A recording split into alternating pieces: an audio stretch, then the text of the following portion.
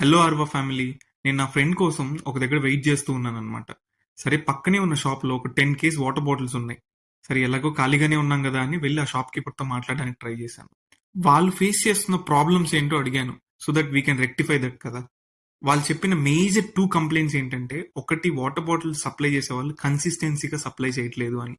Second thing వచ్చేసరికి quality బాగుండట్లేదు, దీనివల్ల damages వస్తున్నాయి అని. ఇది మనం అహ్మదాబాద్ లో చూసిన క్వాలిటీ. అక్కడ అన్ని స్క్వేర్ బాటిల్సే ఉంటాయి, రౌండ్ బాటిల్స్ ఉండవు. మన వాటర్ బాటిల్స్ క్వాలిటీ కూడా మేబీ ఇలా ఉండొచ్చు.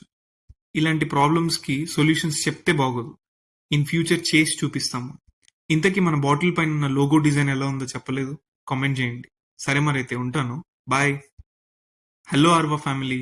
నేను నా ఫ్రెండ్ కోసం ఒక దగ్గర వెయిట్ చేస్తూ ఉన్నాను అనమాట. సరే పక్కనే ఉన్న షాప్లో ఒక 10 కేస్ వాటర్ బాటిల్స్ ఉన్నాయి. సరే ఎలాగో ఖాళీగానే ఉన్నాం కదా అని వెళ్ళి ఆ షాప్ కీపర్తో మాట్లాడడానికి ట్రై చేశాను. వాళ్ళు ఫేస్ చేస్తున్న ప్రాబ్లమ్స్ ఏంటో అడిగాను, సో దట్ వీ